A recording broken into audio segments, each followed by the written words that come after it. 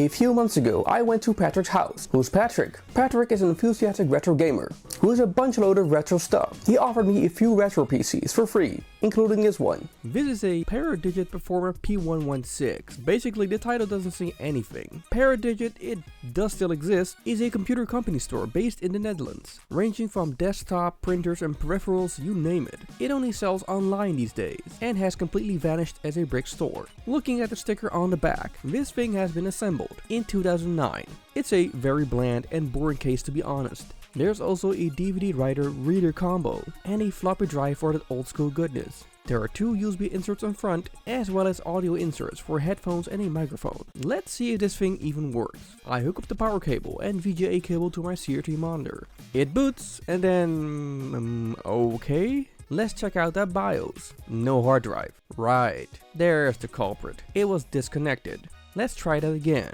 There you go. 80 gigabytes of retro PC space. So Windows XP boots up, and boy, is this hella slow. I'm going to speed up this footage cause man, Windows XP Service Pack 3 is installed, as well as some other stuff. I'm not going to frack around here, cause I respect someone else's privacy. The true bottleneck is that 265 megabytes of RAM. Windows XP itself as an operating system hogs up all of that memory, let alone other applications in the back. So let's forge this, as usual, into a retro gaming PC. Now that we know that it works, I slide off the panel. And the inside, well, it's just as plain as it can be. I begin removing these power and data cables. That hard drive sits in front of a lot of things where I need to be, so I remove it. It's a Western Digital WD800. To get to the memory banks, I need to remove more of these cables that sit in the way.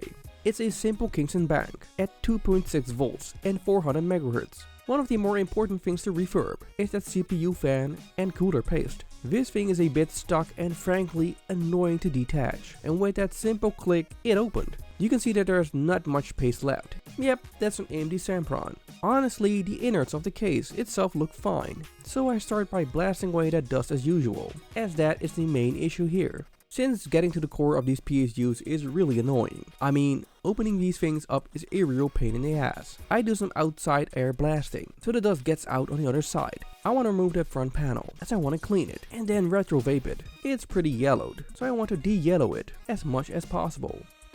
Gotta love that simple ingenuity. Since I need that case, I detached that USB front panel board. Front panel extracted. I also detached the front panel of the floppy drive. I place back that CPU in its socket and clean it with these special wipes that remove all paste in seconds completely. I do the same for the CPU cooler. This CPU cooler is kinda odd. You'll see why in a second. It's a cubicle ribbed block with a simple fan attached on top of it. These blades and the cubicle are hell dirty. I clean out the ribs one by one by placing a knife into a wet tissue. Then I blow out the dust as much as I can. I also clean out the fan holder and proceed onto the fan blades. The thing I don't understand is that the screws are screwed tight between the cubicle blades. Apparently this is a thing. Time to place it back. I lay on some fresh paste, then place back the CPU fan. Gotta say that placing it back is just as annoying as taking it off. Not a fan of the CPU cooler. I bought two of these 1GB RAM modules. Here's a simple sound card that should provide a tad better sound than the onboard option. This one has a game port installed as well. When it comes to gaming, I have a lot of AGP options. This is an NVIDIA GeForce 8600 with 265 megabytes of video memory. Time to place that hard drive back, and then reroute and align those cables, somewhat in original order, while doing some light cable management. I put back the DVD writer as a placeholder. The back fan is dirty as well, so I detach it and give it a proper cleaning. I clean out the innards of the case some more with wet wipes, as well as blasting it with air. Same goes for the external USB and case switches. Now before I retro vape these panels, I need to clean them as much as I can. I'm using the Bison wet wipes again to remove any dirt, yellowing and more. I made a mistake here, as I will show you. I forgot to attach the spring to the floppy flap.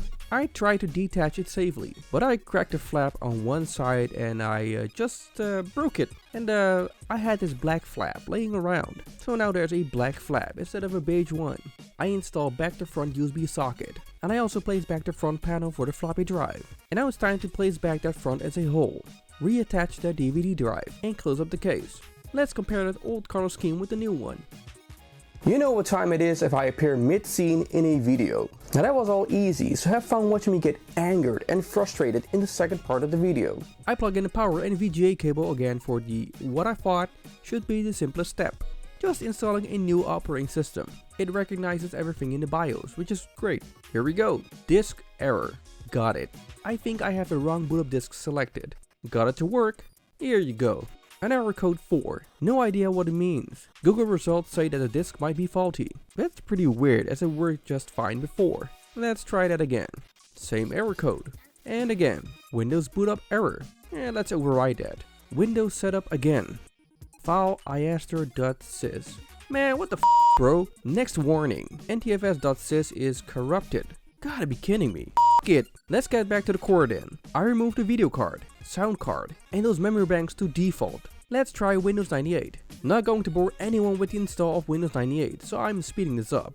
Okay, so that works fine. Now to copy over Windows XP on top of Windows 98. As this is an IDE drive, it takes its time. It's painfully slow.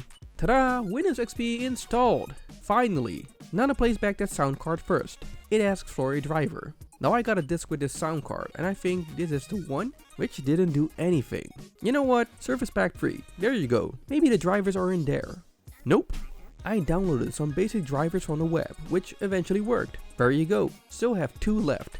That other unknown driver was this one, so now on to the last. Time to install the video card. Luckily, these drivers are still easy to find on the official NVIDIA website, so no hassle there. There was still one eyesore, that 265 megabytes of RAM that was bottlenecking this system. Since everything worked just fine up until now, I was thinking ahead that there was something wrong with these memory banks. I installed just one bank with a size of 1 gigabyte to see what would happen. After the boot screen, things just went black. But it's right there, 1 gigabyte. Okay, let's add that 265 megabyte DDR next to the 1 gigabyte of RAM. It boots, okay, black screen again. What the f? Okay, and a reboot? You know what? This PC will just do fine for now with the 265 megabytes installed. I just want to see some results.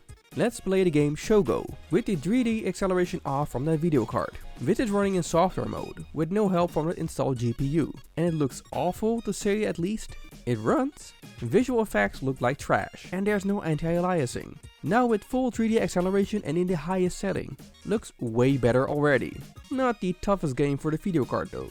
Let's try Need for Speed Most Wanted on moderate settings. You can see that there are some frame drop issues. These have to do with the fact that the 265 megabytes of memory aren't sufficient enough to run the game, as well as run background tasks in Windows simultaneously. This annoyed me so much that I went out to buy a third memory bank. But this time, I matched the specifications of the 265 megabyte module that was originally in there, just to be sure.